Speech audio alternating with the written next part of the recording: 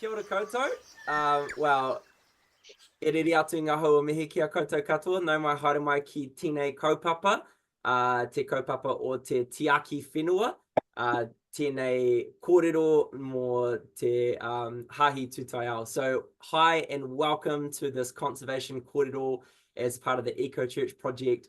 This is one of my favorite things because this brings together so many of the different threads that exist within the beautiful work of A Rocha.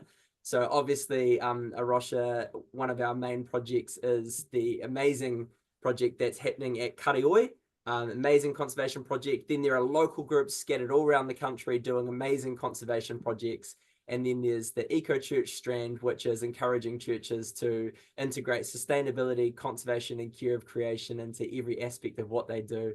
And so I love this kōrero because it's for all of those different rōpū and it brings all of those different threads together. So nau mai, haere mai kia koutou katoa. It is an absolute privilege to have some rangatira i te wanganui a tātou te pōnei. So ngā mihi nui ki a koe, Kim. Acknowledgements to you, Kim. It's amazing to have you with us. We can't wait to hear you share. Nicola, it's lovely to have you with us as well, and hopefully you'll contribute some stuff to this kōrero as well, as the chair of the A Rocha Board and a person involved in Christians and science and just generally all around having a lot of awesomeness to add. And then there are some other legends amongst this group as well. Old Dr. Don Jellyman is one of them. So if I haven't mentioned you yet, I'm sure you're a rangatira. It's awesome to have you here as well. Ron, I love your beard. But let me start with a karakia and then I will hand over to Crystal, who's going to explain how tonight will go. My name is James. I'm involved I help lead the Eco Church team, but tonight I just get to be part of the audience listening to a whole bunch of amazingness. So it's great to be here with you all. Me karakia tātou. Tūkua te wairua ki ririki ka taumata, hei arahi a tātou mahi. Mā tātou whai ki te tikaka a rātou mā, kia mau, kia ita, kia kori ai karo, kia pupuri, kia whakamaua, kia tīna, haumi e, hui, tāi ki e. And so may the wairua help us to ascend the great mountains to the very summit.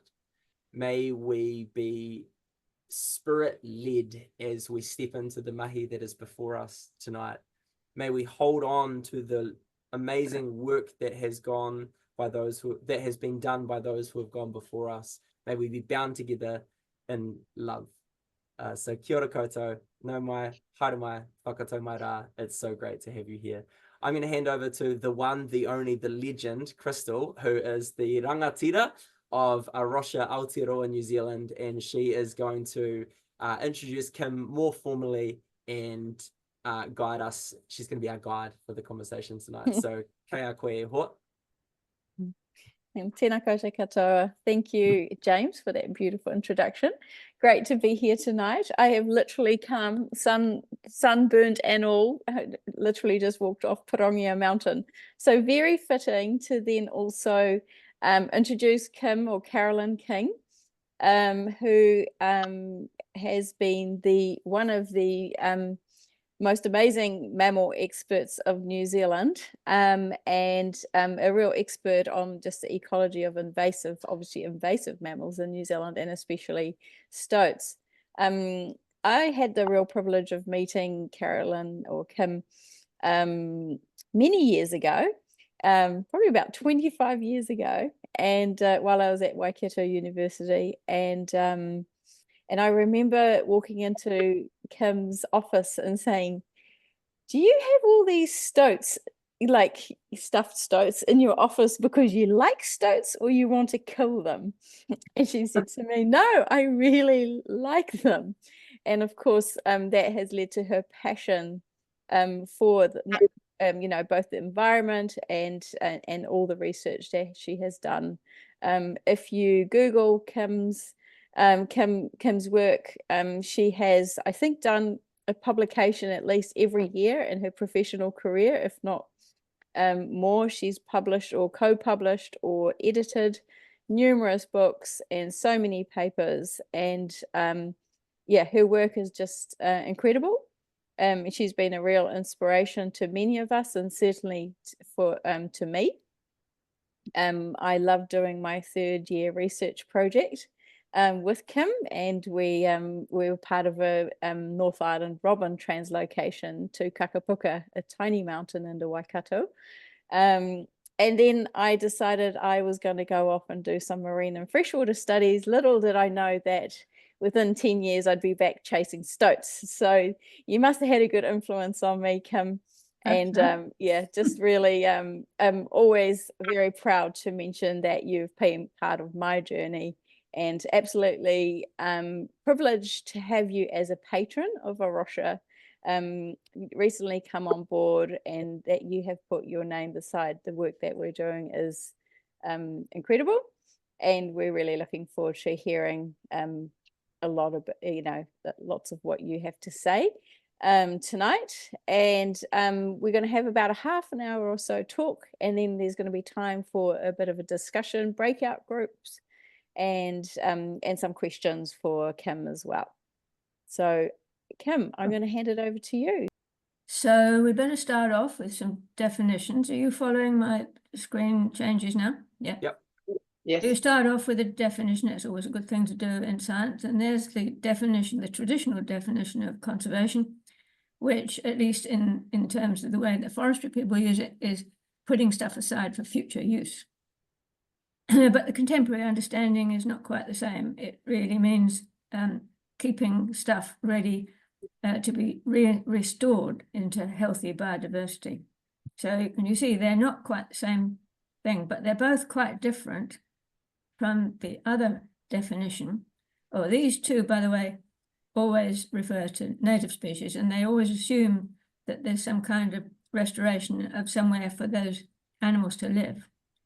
But the point about the future, the emphasis on the future, is that we are trying to make sure that the species that we're trying to protect are ready for the future. It means giving them enough room for future evolution. That's not always possible if there's only a few left, but that's what the idea is about. The focus, focus is on the future.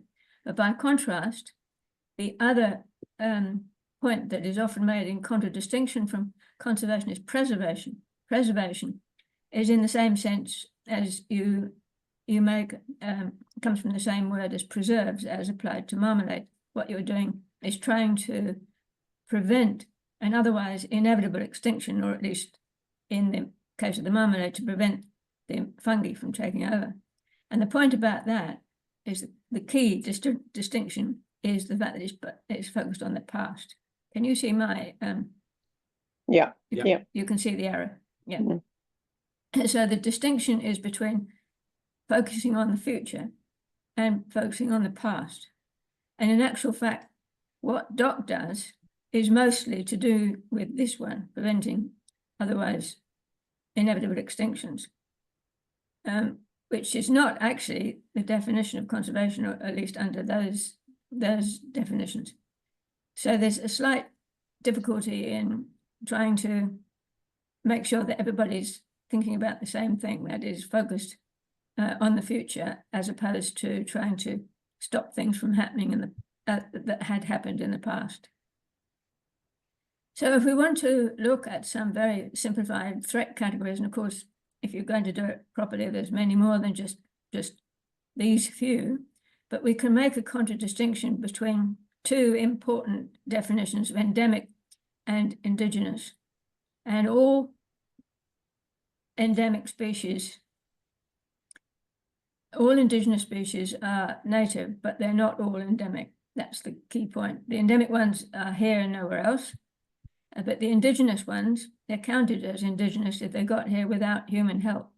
So the white-eye, for example, flew by itself across the Tasman in, I think it was 1846. It's counted as an indigenous species because it's been here a long time and it has a self-sustaining population. But it doesn't mean that it's not also found elsewhere. So it's not that much different, or only slightly different from relatives elsewhere.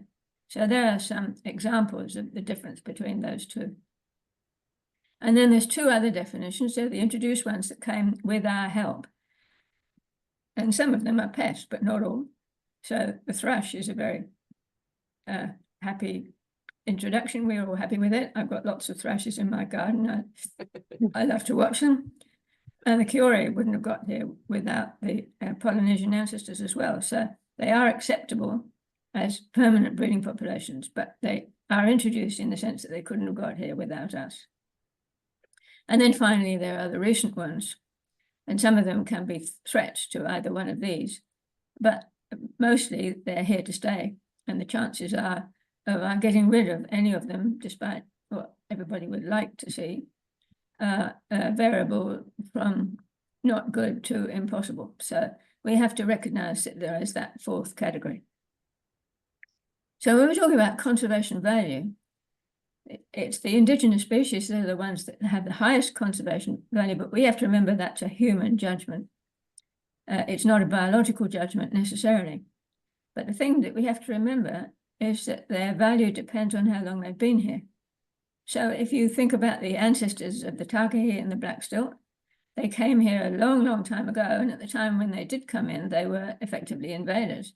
And if we'd been around at the time, we might have, with the present ideas about trying to keep the invaders out, we might have tried to get rid of them. In fact, that there were nobody here then, and they've been here so long that they've become different from their ancestors, is a different matter. They were once invaders in their time, but they've been here for a long time. Often we know where they came from. So the black stilt and the Takahi both have relatives in Australia, so we know where they came from. But that doesn't actually mean that we necessarily want to get rid of them now, because they have been here long enough to become endemic, so they're on our list of precious species.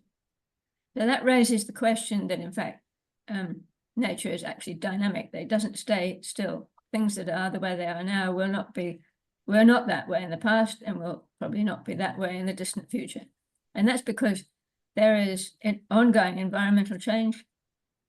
And the only species that we see that have survived that are the ones that have adapted along with those environmental changes. So you've only got to remember that the climate 16 million years ago was near tropical. So we had, in the Miocene, it was much warmer than now. You've got to remember, however much you like to tramp around in the alpine zone and think it's been there forever, it actually hasn't been there for more than 5 million years, which is the age of the Southern Alps. Before that, there were no alpine habitats at all. So these are part of the ongoing environmental changes that we admire and that we like to adjust to, but at the same time, we also think about how we can preserve the species that have in their own way adapted to those changes. And we don't know what changes are likely in the future either, because the human timescale is very different from the natural timescale. So the thing you have to remember when people are talking about restoration is you've got to ask, restore to where and restore to when.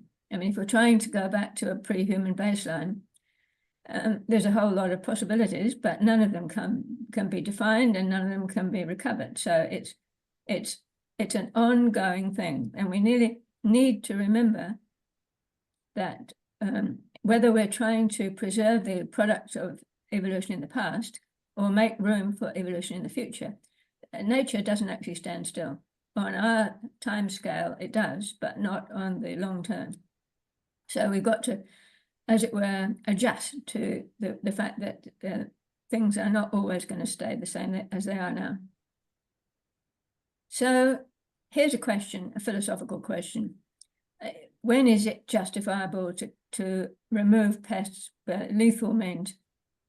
Part of it is because we have huge respect for the products of evolution on our islands, and they're the ones that make us different from everywhere else. And so therefore, we regard them as particularly precious, especially the Kiwi, since we call ourselves Kiwis overseas.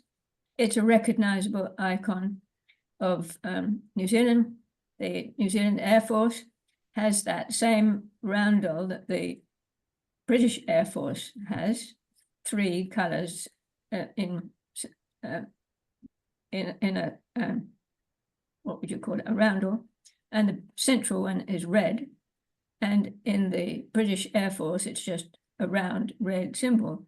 In the New Zealand Air Force, they've added a beak to it because to make it look like a kiwi, because a kiwi is kind of roundish anyway. So it means that we are recognizably identifying ourselves with our most precious birds. And that means there has to be, or inevitably it becomes, a very urgent incentive to protect them, especially when we see something like this, which is guaranteed to raise hackles everywhere you look. If you're tramping along in the national park and you see something like this, it's guaranteed to get people really distressed and willing to go and set stoat traps as quickly as possible. But the difficulty is you only need to do that when the natives are actually at risk.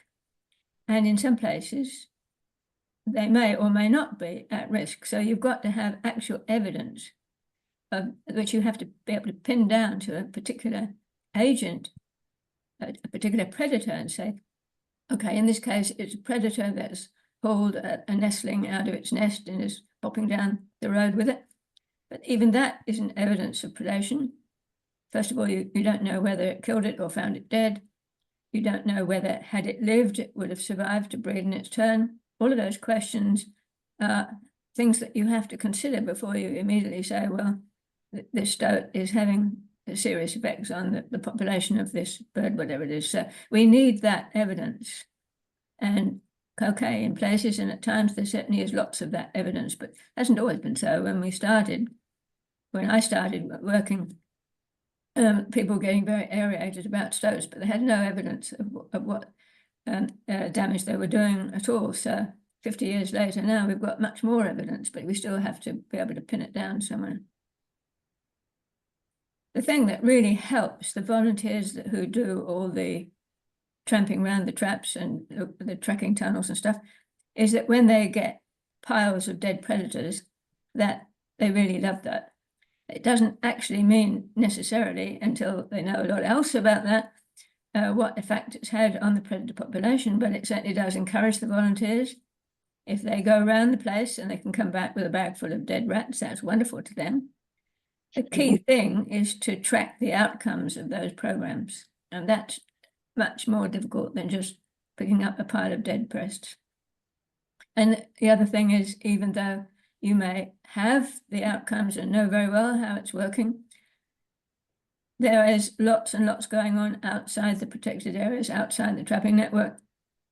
And we have to accept that there's a lot of slaughter going on there, which we can't at this stage, not now. We'd like to, but we can't yet do anything about it.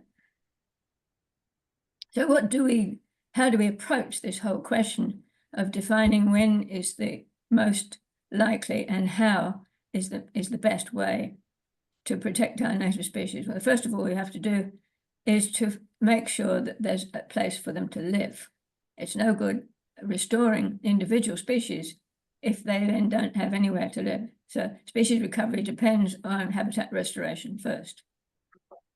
And the other things we, especially now, not so much in the past, but especially now, we have to remember that animal welfare is really important. The pests are still sentient animals and they don't deserve to have, or we are beginning to accept that they don't deserve to be treated badly.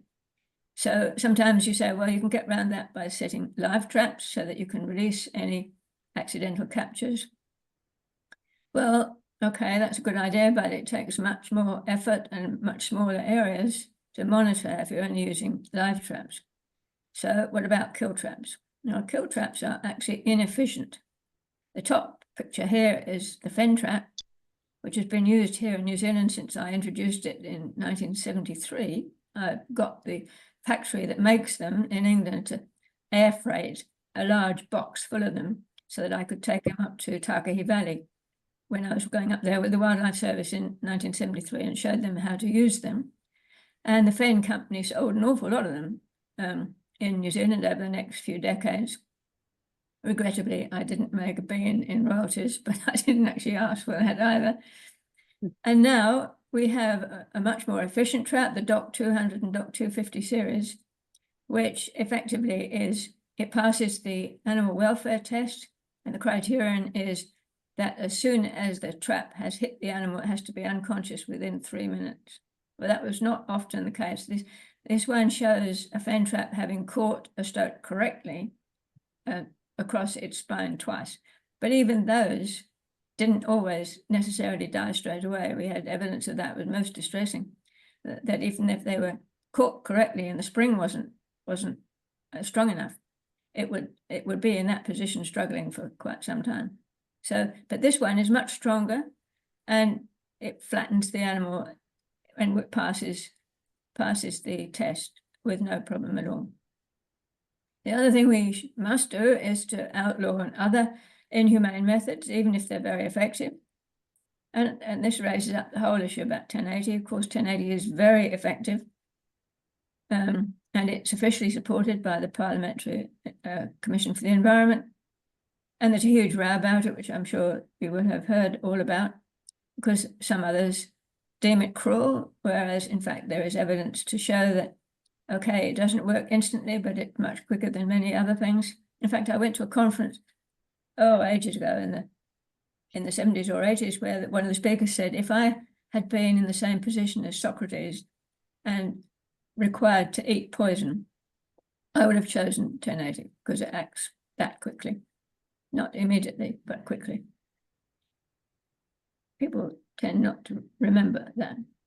The other thing you really must do right from the very beginning is to engage the community. If they're not already engaged in predator control or tracking tunnels or everything, if they're not already doing it and then they find out about it, or they have too many people that are objecting to it, if you fail to plan for community engagement, that's planning to fail, which is a quote from Ken, my husband, who was a late husband, who was a national parks ranger, and he knew a lot about that.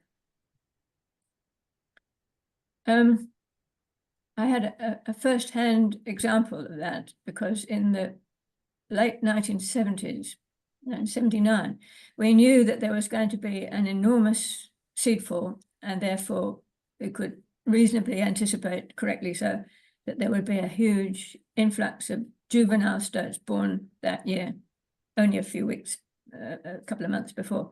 So I persuaded the Fiordland National Park Board to employ a guy. I would have done it myself, but I had a 2-year-old at foot, so I couldn't do that. But we employed him to set live traps and catch the young ones and put ear tags on them and release them, and hope to get them back later over years, so that we can have a stock of known-aged animals that we could use to compare with the unknown ones that we caught in our much larger series. But I didn't know at the time how important it was to talk to the local people about it. I wasn't there, but I could have arranged it. But at the time, it was not considered necessary. It seems extraordinary to think about that, but it really was. It didn't occur to me or to the people I was working with, not even the Fiordland National Park Board. And what happened was that we released, I think it was 20-something marked young, but out of 130-something, but we didn't get many of them back, because the local people got the idea that we were actually releasing new stoats into the area, as opposed to catching the ones that were already there and letting them go.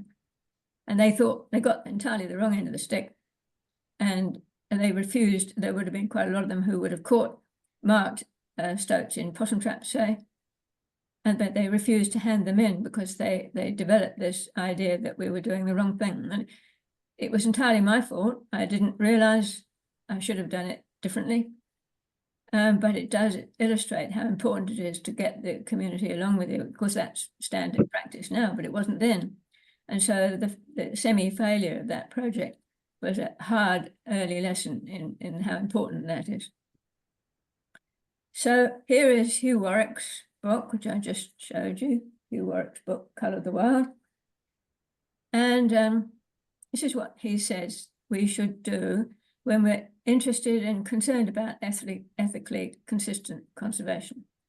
The first thing he says, that if you're going to control wildlife, and he's talking about a completely different set of species, he was talking about England particularly, And I don't think that he had much to say about New Zealand because everything's so different here. But anyway, he said the first thing you need to do is to change whatever you're doing that conflicts with the wildlife, and then show that the ones, the pests that you're interested in are actually the ones that are doing the damage. And then you have to design a program that has measurable adaptive objectives, which also minimize the harm, the animal welfare harm to the pests involved. And then you have to value the input from the community. That's the same thing we've just talked about. But by the time he wrote this book, this was just standard practice. It was just Muggins who was in it too early and didn't know. And then we have to remember that the church is probably the organization that has the largest number of church networks all around the country, in fact, all around the world. And to plug into those, and they're frequently very keen local people, it could be a huge advantage. And then we have to be sure that we're all part of the long-term local management. And finally, and particularly, stop demonizing the pests. People like to think that a rat is a rat and a rat is a bad thing. I mean, a rat is just an animal. It's a good animal in the wrong place. So we have to remember not to be rude about them, basically, what it comes down to. So we can turn around that whole idea to what we're doing here in New Zealand. How are we doing? Change human practices just simply mean we need to make sure that we keep the pests, international pests out. So we have very good border control, very good de-ratting of ships. And I'm sure all of you can think of other examples that you can put in there. And we also have to make sure that we know that the animals we're targeting to remove are actually the ones that are doing the damage. And of course, there are lots of examples of monitoring of nesting areas and fledging rates and all of those sort of things, survival of chicks and so on. All of those could come under that, that heading. And I'm sure you've probably got some other suggestions. Then we have to have monitored objectives and monitored outcomes. We have to be sure that what we're doing is actually improving life for the species, particularly the breeding success, and to make sure that we use techniques that don't actually hurt the animals. We need to use techniques that minimize the harm. So a lot of work's been done on banning cruel traps. When I first came to New Zealand, gin traps, that leg hold traps, were still legal. I came in 1971 and leg hold traps, gin traps, had been banned in England since 1958. So when I got here in 1971 and they were still used here, I was very surprised. In fact, that was why I insisted on introducing the fen trap to the rangers who were collecting animals for me. So what we were doing is trying to make sure that cruel traps were not actually in the mix. And then, of course, again, make sure that we communicate with the community, make sure we got the science straight, and technical consultants, all of those all come under the whole heading of integration between predator-free New Zealand and community operations. All of that is now standard stuff. And that means that we can all be part of long-term management and taking advice from councils and PDF and all of those. And when it comes to not being rude about the target species, we don't do terribly well about that. I mean, people are fairly unkind. That's it. But that raises theological issues. A Rocha is, of course, a theological organization. And we can go back to the statement that we can start off with, from a statement that we will all agree with, that God created freedom to the whole cosmos. And he's not in there like waving his finger at us and saying, don't do that. He doesn't interfere because he gives us freedom, and then he doesn't interfere when we misuse that freedom.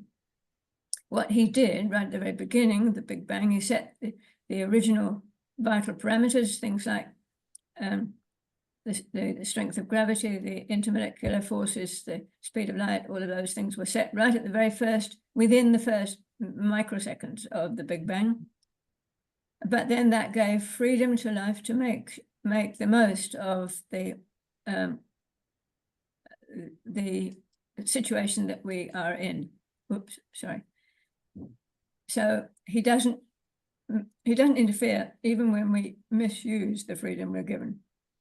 He doesn't make particular animal. I mean, he doesn't create a particular animal.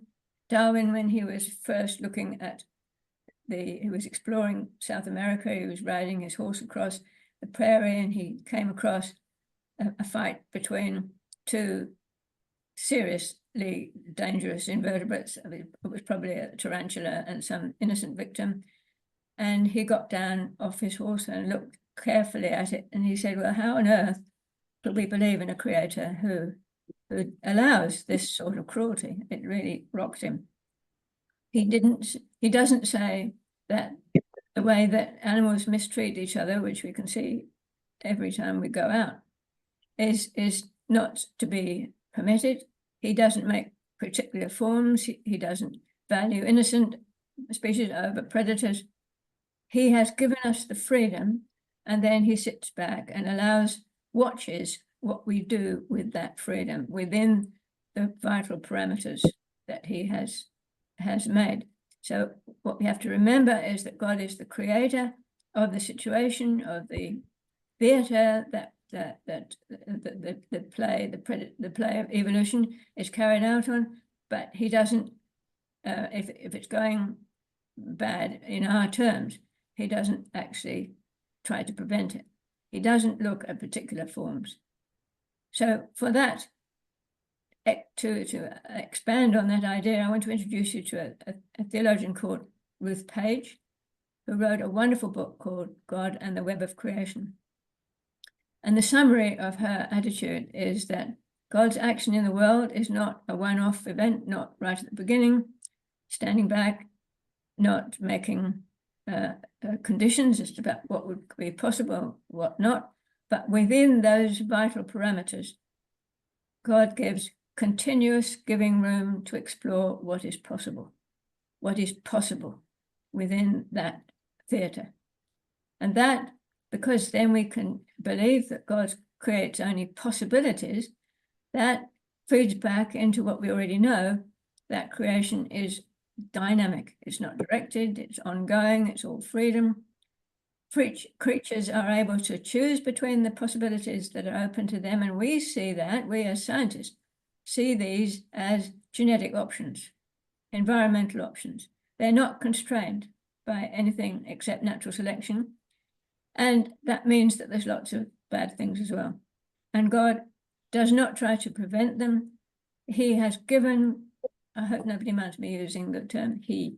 I realize that's a contentious issue, but to me, I'm old enough to be happy with the idea of God as a he, because in fact, really, he's neither he nor she, but we can't call it it, you see, so we have to make some allowances there. Anyway, the options that God allows us to choose from or makes possible are understood by scientists as genetic options.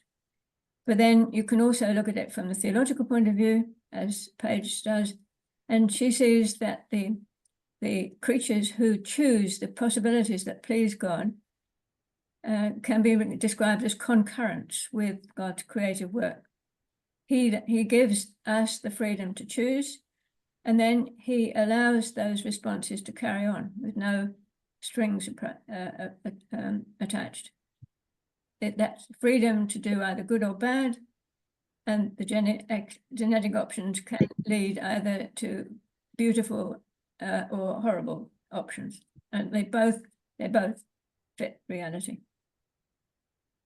So my suggestion, after I read this book about 10 years ago, thought about it ever since, is that in every possibility since the Big Bang, since God created all the various options that were set at the time, God has not only created the world, but also has upheld the natural world ever since then. And we think about creation and upholding as slightly separate issues.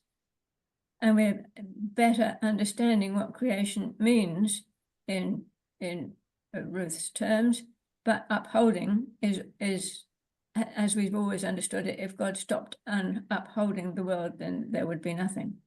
which answers the question, why is there something as opposed to nothing? Why is creation rational? It's rational because it reflects the fact that God is rational and we are chips off the old block. So we have some sense of rationality, which means that's how we can understand creation. And it's an exhilarating thought that we have that possibility given to God by his creative actions, which means that when any particular moment, and this is moment by moment, in creation pleases God, he remembers it, so it's never forgotten. So that means at every moment that free creatures, either animal or human, concur with God, that is, agree with God as loving and good outcomes of the freedom that God has made. So wherever love is shown, that moment gets taken into eternity because it pleases God, it concurs with God's aims, and it fulfills his purposes, and then it gets taken into eternity. The problem is God does have a dilemma, and the dilemma is that what the world we see is just the option, the outcome of what living creatures, animal and human, respond to the possibilities that God has laid before them. And that would be fine if everybody chose the right options. But in fact, that kind of free choice allows all sorts of things that we don't approve of, technically. So that's predation, and it allows parasites and worms and mosquitoes and all the things that we don't like. They are part of the freedom. They have evolved out of the freedom that God has allowed. And that is a dilemma for God, because that also includes human mistakes, human sin.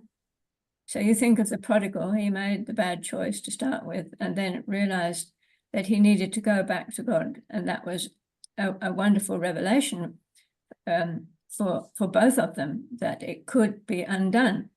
But evil consequences, that is, for example, the father never got half of his inheritance back because it's all gone. That, as an example, is an evil that can't be relieved directly by God's forgiveness, because God gave us the freedom.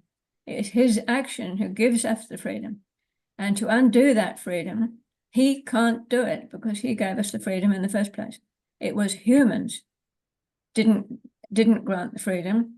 They are creatures themselves, so they do have the freedom to make changes. And the changes can be good or bad in the created world. And Page says, this is what makes the difference between what humans can do and what God can do. What we do really does matter, because it really is true that good actions are never wasted.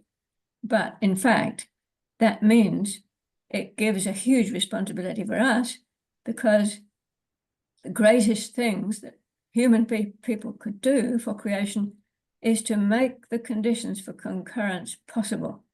That is, to protect the living world. I mean, think about that. I mean, we have this awesome responsibility and the awesome power that God has given us and won't take it back, because he won't take back the freedom that he gave us. So we can do what he can't do to protect creation. That is, we can make the conditions for concurrence possible. And because God can't do that himself without removing our freedom, which he wouldn't do, it's up to us. And so here's the punchline, which I give to people I talk to. What people need to do is to volunteer for community tasks, support A Rocha, promote all these other things, and remember that church communities have very wide national coverage. You get them all involved, we can make a big difference. And therefore, what it all boils down to is that Ruth Page does a challenge to green theologians. I don't know what you think of as a green theologian, but what she says is we need not another skirmish on the green fringes of belief, but a rethinking of fundamental doctrine. And I'll leave you with that thought. Thank you so much for that. That was like a feast. a banquet of ideas, and I've taken a billion notes, but I'm so grateful that we have recorded this, because I'm already looking forward to going back and listening to that again. So many incredible ideas and things to think about. So thank you so much. Hey, kia ora tātou. It has been so great together. Iris, who is amazing, I'm sure will have taken incredible notes on the different resources that have been mentioned, and is a legend at sending out links to resources that have been discussed. So at some point in the next couple of days, expect some sort of email with references to different books and articles and things that we've talked about. I'm sure it might even, include that prayer from Saint Teresa. So there's a lot of thinking and wrestling for us to go away and do, but it is my absolute privilege to sort of whakakapi te kaupapa nei, so to just sort of bring this to a close, and I'm going to do that in two ways. I'd love to read you a very short scripture, but from Te Pai Pera, so in Te Reo Māori, because it's just beautiful, and then I'll say a karakia whakamutunga for us. So this is a very famous scripture. This is Genesis 1:28, but in Te Reo Māori, and it's so cool. It says this: Ko kōrero hei rangatira mo te ika o te moana, mo te manu hoki o te rangi, mo ngā mea ora katoa anō hoki e ngoki ana I runga I te whenua. Literally says this: you two, you have been created for the purpose of being rangatira, for and on behalf of all of the fish, all of the birds, and everything that lives. What an invitation to that God entrusts us to be rangatira for all of the different things that he has created and set in motion. So ngā mihi nui ki a koe, Kim. Thank you so much for your whakaro nui, for your deep and incredible thoughts that you've shared with us tonight. As Stephen said, there's a lot for us to mull on as we go away from this kaupapa. And to all of you who have come along tonight, ngā mihi nui ki a koutou anō hoki. Thank you so much. I'll finish with a karakia whakamutunga, and as I've said, the resource links will get sent out, and we will make a recording of this kōrero available if you'd like to re-engage with it in the coming weeks. Me karakia tātou. Nā reira. Kia tau, kia tātou katoa. Te ata whai o tō tātou ariki a ihu karaiti, me te aroha o te atua, me te whiwhina tahitanga ki te wairua tapu.